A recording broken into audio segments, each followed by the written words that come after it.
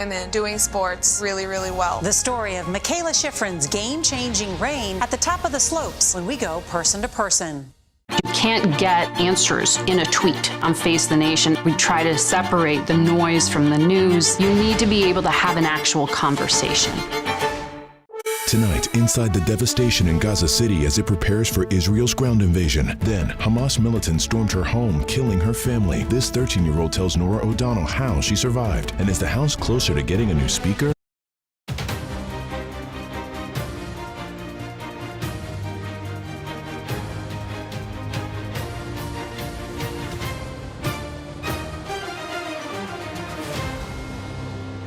We found bodies of people who had been butchered. The depravity of it is haunting. This is an act of terror it cannot stand. Our first resolution that we pass under Speaker Steve Scalise will be to make it clear that we stand with Israel. The McCaul Meeks resolution will be our first order of business. Hello, everyone. I'm Major Garrett in Washington. Welcome to America Decides. The House of Representatives remains a darkened, shuttered shell. It is, for the moment, an institution that signifies precisely nothing, a political joke that is not remotely funny. The Republican majority that theoretically runs the House continues to run in a circle of indecision and legislative infirmity. That means you can see lots of lawmakers scurrying down hallways going no one quite knows where. This while Israel absorbs horrors unseen since the Holocaust. Israel is on a war footing. The U.S. has pledged full support, but will need a fully functioning Congress to follow through. Historically, the House of Representatives has always been there to answer a distress call from Israel. Not now. The House can't even answer a distress call from the Senate. That's because there's no speaker. There is a Republican nominee, Steve Scalise of Louisiana. He has the support of slightly more than half his fellow Republicans. That's not nearly enough to become Speaker. So a vote to make Scalise Speaker exists, like the House itself, in a state of suspended animation. Now, the Constitution gives the House vital powers denied the Senate, the power to tax and spend. I've covered Congress off and on since 1990, and in all that time, I have never observed a House majority so willing to degrade these unique institutional powers. Spending is a very big matter just now. Government funding expires November 17th. Israel has needs. Ukraine has needs. Spending more on border control is now moving close to something approximating a bipartisan imperative. But to spend anything on Israel, Ukraine, or the border, the House must reconstruct itself out of the ashes of its irresolute disorganization. That can only be done by those who campaigned in 2022 to become the majority party in the House. You remember, the ones who promised to change course, to govern, to deliver results, and to be held accountable. CBS News congressional correspondent McCaul Killian joins us now. McCaul, it's been a very rambunctious day, to put it mildly, on Capitol Hill. What is the latest on the timing of that speakership vote? Well, the short answer, Major, is we don't know. You know, the House convened at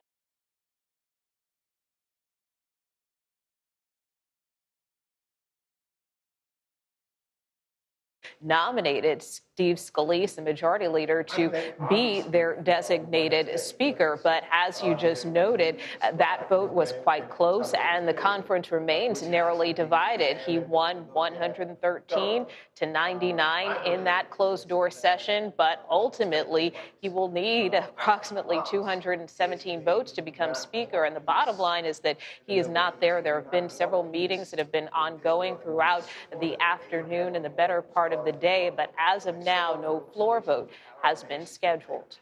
And Nicole, as you probably know, I certainly got text to this. I'm sure you got far more than I did.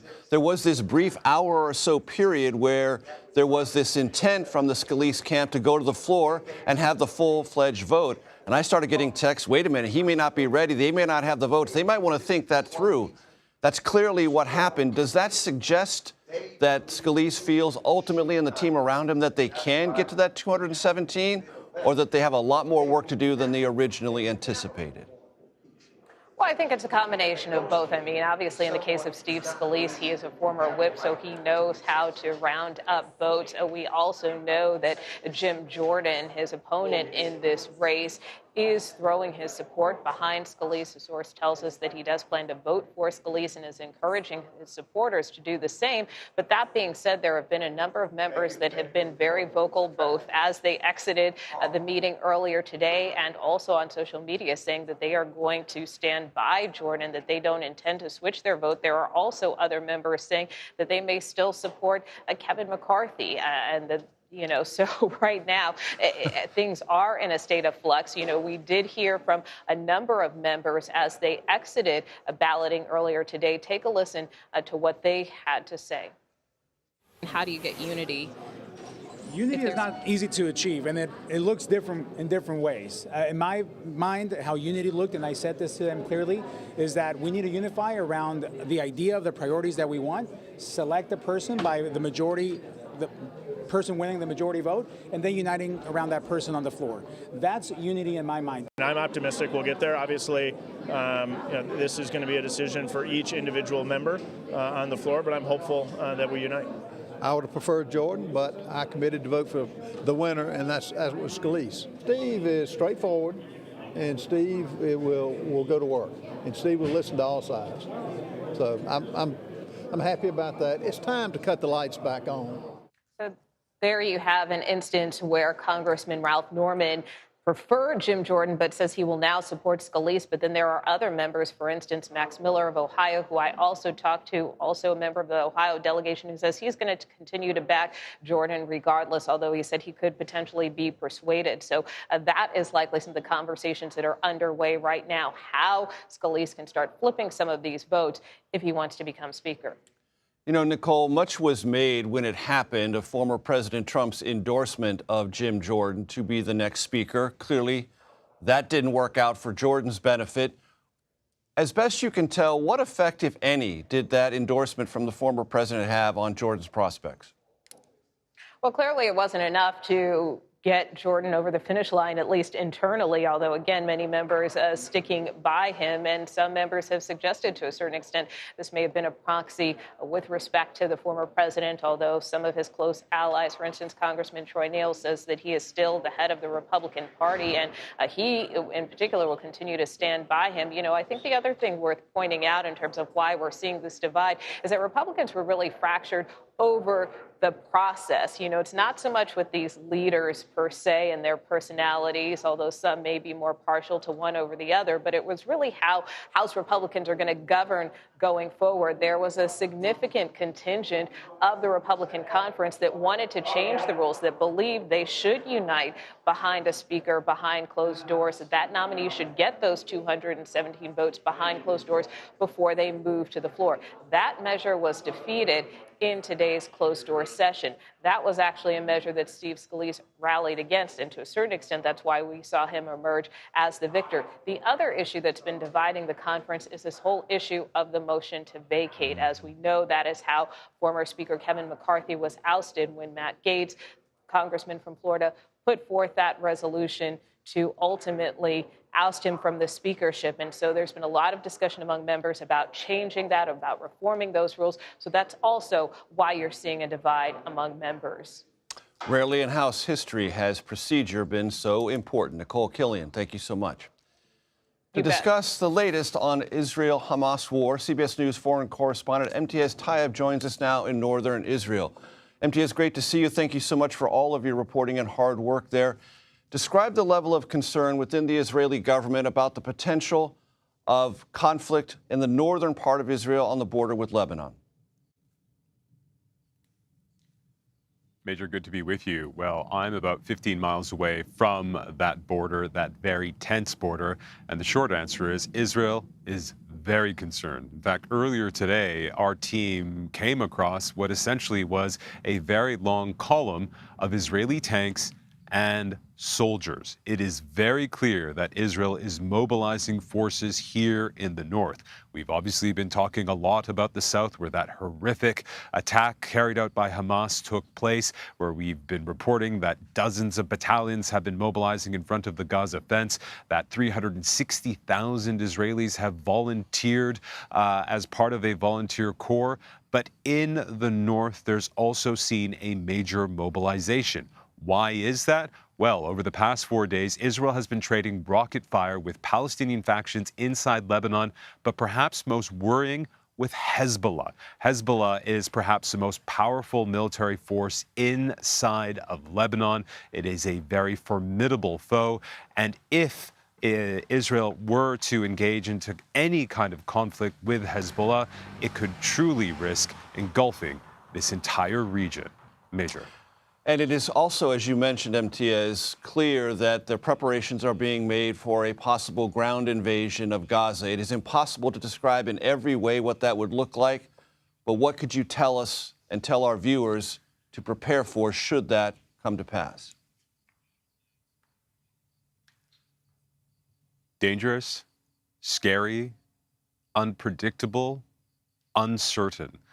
The reality is that a ground invasion of Gaza, which is essentially about double the size of Washington, D.C., not a very big place, has often been described as the world's largest open-air prison with 2.3 million people living there in a very densely populated area. For Israeli forces to enter by ground, it is very difficult terrain, it is very dangerous terrain, and the big question is, if it enters Gaza, what is its ultimate military objective? Does it want to reoccupy Gaza like it did up until 2005 before it disengaged? What would that occupation look like? Would it mean an Israeli soldier and an Israeli tank on the corner of every street in Gaza?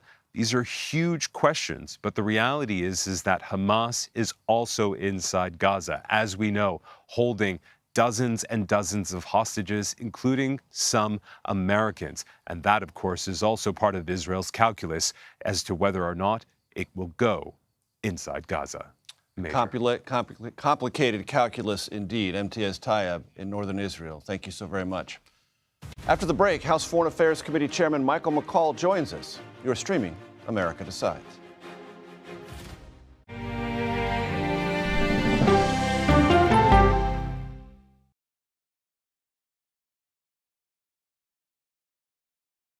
Well, let me start with this. This really happened. Have you told the government? Did any of that make sense? What's your response? You want me to just keep going? with that argument? What have you learned? Do you know why? Why? Why? It's time for 60 Minutes, Sunday on CBS.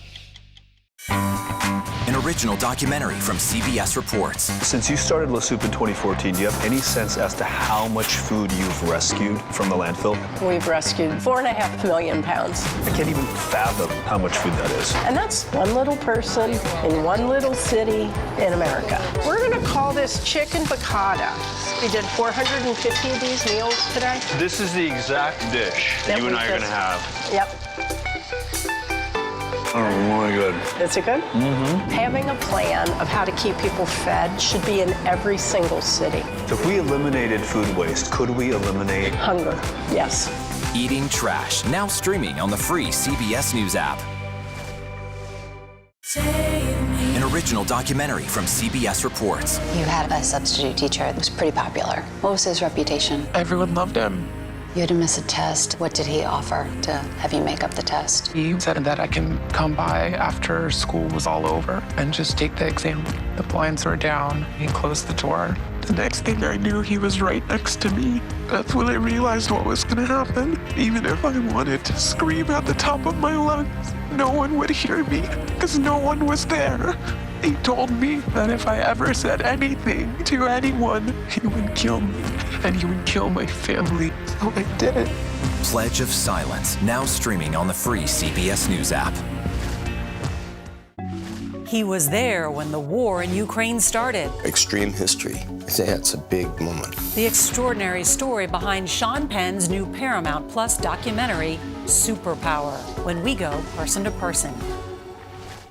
An original documentary from CBS reports. AI is among the most world-changing technologies ever. Curing diseases, scientific breakthroughs, making lives better. They can help us with medical discoveries, scientific discoveries, doing better agriculture, having cures for things like Alzheimer's. It's also going to really transform the way we work. The uplifting potential of artificial intelligence is limitless. It gives you a friend, somebody to chat with 24/7 that is non-judgmental. He makes me feel loved and desired. And so are its downfalls. The problem with all this AI is that it's unpredictable and uncontrollable. The choices we make now will have lasting effects for decades, maybe even centuries. The ChatGPT revolution, now streaming on the free CBS News app. Why did you miss the moment? I'm not sure why they missed the moment. It doesn't look like Congress is doing anything. That's the role of Face the Nation, to focus on the issues at hand. That means a civil conversation with perspective.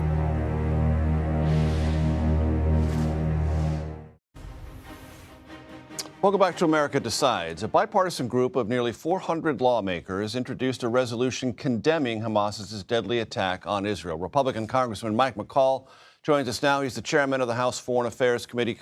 Mr. Chairman, it's great to see you. We'll get to Israel, Hamas, and all the many complexities in just a second. But first, when do you expect a speaker vote in the House of Representatives? How soon can the country anticipate a fully functioning House of Representatives?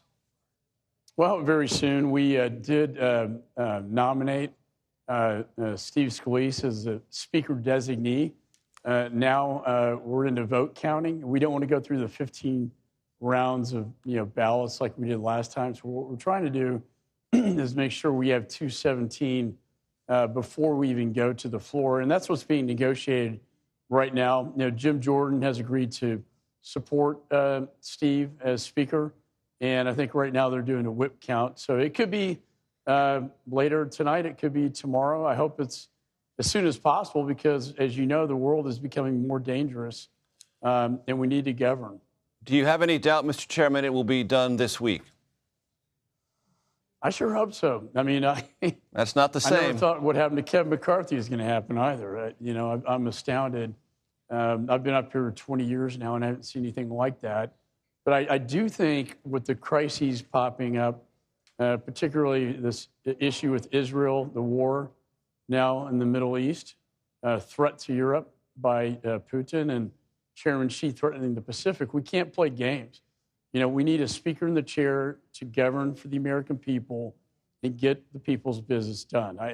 It's not a time to be playing games anymore, and we need to all be adults in the room and step forward. Mr. Chairman, to what degree are you making phone calls or consulting members on behalf of Team Scalise to get to that 217? Yeah, I've talked to a few undecideds. It's hard to know how many there are at this point in time. It could be anywhere from 5 to 15. So right now we're trying to, we need to unify as a party. I don't think this helps my party at all when you see dysfunction on the House floor. I mean, we have to unify. And quite frankly, Greg Meeks, my ranking member, we introduced a resolution that will be the first bill after the speaker's instated, a resolution condemning Hamas and supporting Israel. And that's a bipartisan resolution. We have 416 co-sponsors. And it's important we do that soon to show the American people have a voice in their representatives who are getting this done to show that America supports Israel. So let's talk about Israel. The president said today he has not given up hope on rescuing Americans believed to be held by Hamas. How difficult will that be, and where do you fall on that scale of hope? Well, I have great hope, too. I know that our special forces are training the IDF military, the hostage rescue team, FBI, are helping. We were in Iraq for a long time. It's going to go from the command and control phase of bombing to going house to house, building to building, kind of what we did in Fallujah in 2004. Our special operators had to do this best, but it's not going to be over anytime soon. It's going to take not days or weeks, but probably months, and it gets this will get very bloody to go in because they use the hostages as human shields to protect them, whether it's in the tunnels or in the buildings. And when you go into a building like that, it's very, very dangerous. So they want to root out the terrorists in Gaza, and they want to rescue the hostages. And of course, we have many, roughly about 17 missing Americans now, many of whom we think are hostages at this point. You mentioned this will take some time. As you well know, commercial air traffic to Israel is almost non-existent now. Do you believe the administration should take steps to provide flight out for Americans who may want to leave Israel and do so soon? And have you heard anything about an announcement in that space? I do. And we have C-130s we could deploy tomorrow if we wanted to. We have about, roughly, 550,000 Americans in Israel. And a lot of them are dual citizens. But whether it be commercial or military, if they want to get out, I think it's our duty to protect them and get them out of harm's way. As I said, this is going to get worse before it gets better, and this is going to get very hot in the Gaza. What we worry about the most, Major, is an escalation in the conflict, like in Lebanon with Hezbollah. They have 100,000 rockets at their disposal. This is the nightmare scenario that we would war game. And if that happens, the Iron Dome cannot sustain that overload. And that's what we worry about the most. As they're running out, of the rockets needed for the Iron Dome, they also need precision-guided weapons and ammunition. That's why we got to get a speaker in the chair, get an emergency supplemental to help Israel win this effort. Bringing those two subjects together, speakership, aid to Israel, and others, possibly Ukraine, possibly also Taiwan. Congressman Mike McCaul, Chairman, Foreign Affairs Committee, thanks so much for your time. When we come back, what the war in Israel means for other conflicts around the globe. We'll discuss that with our panel. That's coming up next. You're streaming America Decides.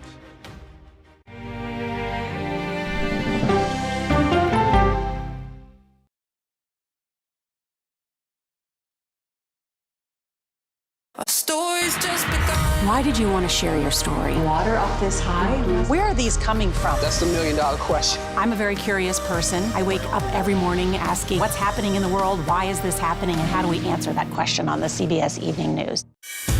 An original documentary from CBS Reports. Imagine yourself in Manhattan with no police, no army, no mayor. The people of Haiti stare down poverty, corruption, natural disasters, and violence. 90% of the guns that are used by gangs in Haiti are American guns. But with an unbreakable spirit and eternal optimism. There are days where I cry, but we can't be discouraged. We still believe in Haiti. They're still able to look ahead with hope. Haiti is on the brink of transformation, a radical shift. Nations are coming together and saying things must change. Fighting for Haiti, now streaming on the free CBS News app. We aim every night to be factual and fair. That's our goal. An original documentary from CBS Reports. Controversial Congressman George Santos. Why won't you answer our questions? How did he manage to get elected? Thank you very much, and God bless you, and God bless the USA. George Santos' campaign was a campaign of deceit, lies, fabrication. And who is he, really? I knew him as Anthony DeVolder from Queens. Really, who he is, he's a fraud. I compare him to the Tinder swindler. From people who know him, the truth, the facts, the lies. He would say that he was worth $100 million. It's an incredibly cynical episode in American politics, beyond satire. Had you ever seen anything like this? No, and I hope I never see it again. Campaign of Deceit, now streaming on the free CBS News app. Since childhood, she never stopped reaching for the skies. Now she's spent more time in space than any other American. I like being a part of something bigger than me. Peggy Whitson's extraordinary career as a history-making astronaut when we go person to person. Feel the forecast on the CBS Evening News with Norah O'Donnell. I think I asked direct questions. I don't know that they're tough questions per se. Why aren't you holding yourself to that standard? It doesn't look like Congress is doing anything. What has to happen? That's the role of Face the Nation, to focus on the issues at hand. And that means a civil conversation with perspective.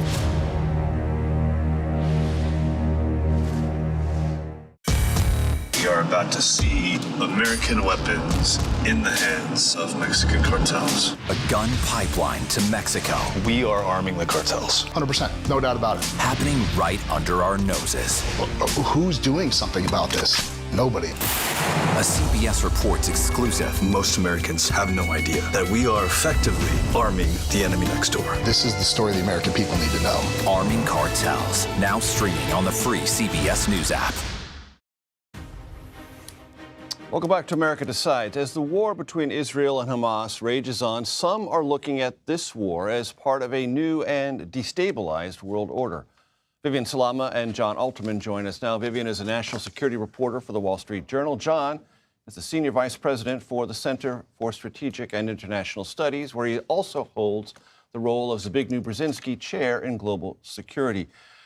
John, one of the cliches about the Middle East is cycle of violence. This doesn't feel like that. This feels, to me, of a completely different order and borderline cataclysmic for the state of Israel. I think Hamas was a lot more successful than they expected to be. I think they thought some of what they were planning might work. A lot of what they were planning ended up working. There were a lot more Israeli casualties than we've ever seen since the 1948 War of Independence. This idea of 150 hostages brought into Gaza, this is unprecedented. I think Hamas actually created a huge problem for itself. Rather than simply having a symbolic win over Israel, as Egypt did in the 1973 war when it crossed the Suez Canal, it ended up creating a circumstance where Israel will fundamentally destroy Hamas's capacity in Gaza. I think Hamas is going to, in the long term, be a big loser here. But there's going to be a lot of dying that happens before that. No doubt. Vivian, I don't know if you were able to hear Mike McCaul, the chairman of the Foreign Affairs Committee, saying this is going to get worse before it gets better. This is going to be bloodier, and it's going to take months, not days or weeks. This is not cycle of violence. And that is very... Not to minimize cycle of violence, but this is something of a different magnitude. And that's very much the assessment, Major, of the U.S. And its European allies who are kind of bracing for a prolonged battle here. What we've seen in recent years is these skirmishes that have happened, including most recently in 2021 between Hamas and Israel, where the U.S. was able to sort of sweep in with the help of Egypt and other allies to say, guys, let's talk about this. And within 10, 12 days max, they were able to resolve it. No one thinks that that's going to happen here because of the scale of the attack that happened in Israel and how unprecedented it is. And you now see, because of the force posturing that the U.S. is doing, that they are really bracing for a potentially expanded war. And what we mean by that is, opening the northern front with Lebanon, potentially other activity happening in the region that really raises the stakes here from just, not to diminish it, but just an Israel-Hamas battle. Jonathan, you're an expert in the region. You and I have known each other for many, many years. I want to help the audience separate Hamas from the Palestinian civilians who live in Gaza. There are conversations, Antony Blinken referred to them today, multi-partner conversation. Can there be some sort of corridor opened, possibly to Egypt, to get some of the civilians out? Because if there is, as it inevitably seems there will be, a ground invasion of Gaza, those civilians who may or may not have any necessary support for Hamas will suffer. And that's going to be a major catastrophe on the other side of this conflict as well. In addition to which, as you rightly point out, Hamas doesn't have universal support. Arguably, it doesn't even have strong support in Gaza, but they have the guns in Gaza. They control a lot of money in Gaza. There's no way to get out of Gaza. You can't get a visa in many cases. The Egyptians certainly have not wanted a flood of Palestinians from Gaza. Nobody really has wanted Gazans, and they've been trapped in this circumstance. Some then support Hamas and say, well, if I'm not happy, nobody's going to be happy. But as you rightly point out, we're going to be in a circumstance where, yes, a lot of Hamas fighters will be killed, Hamas supporters will be killed, people who are innocent bystanders will be killed, and some will suffer because of lack of food, electricity, all the other things that are going to affect 2 million people in Gaza. John, can I just add to that point? Because Secretary Blinken, as we sit here, is on a plane to Israel. Yep. And one of the things he said on the tarmac before leaving is that there are intense discussions with Egypt to try to secure perhaps an opening of the Rafah border crossing between Gaza and Egypt to allow it in. But even that option presents enormous struggles because the Egyptian government is very reluctant to open that border. Right. They themselves have had issues with militant activity in the Sinai, that area right there. Right. They don't want to open the possibility of having an incursion or any kind of activity like that in their own region. And so while they're sympathetic to the Gaza civilians, they're worried about their own security. A phone call to Jordan will tell you about the lived experience of being an off-ramp for Palestinian refugees. Absolutely. Jordan has done that for years, and it has stressed their infrastructure, it has stressed their politics, it stressed their reality. And there was an effort to overthrow the monarchy, right, in Black September. Yeah. The other piece is that all the Arab governments see Hamas as two things they hate. It's a political Islam group, which is armed, like the Muslim Brotherhood is something they fear, and it's a proxy of Iran. Proxy of Iran. Which they all are opposed to. So the idea that they would come to the aid of Hamas, no, I think strategically they identify with Israel and Israel's strategic view. Their publics are not there, and whether they get caught is, I think, a very important question to watch in the coming weeks. In 15 seconds, Jonathan, do you believe that one of the Hamas's motives was to undercut what was looking to be a rapprochement or a normalization of relations between Israel and Saudi Arabia? I don't think Saudi Arabia, the Abraham Accords, this train was moving before. It is that general sense that you can have peace for Israel and leave us locked in Gaza. And Gaza said, hell no, we're going to fight our way out. Fight our way out. To what conclusion, none of us can quite tell. Vivian Salama, Jonathan Alterman, thanks so very much. That does it for today. You probably already know this. You're streaming CBS News.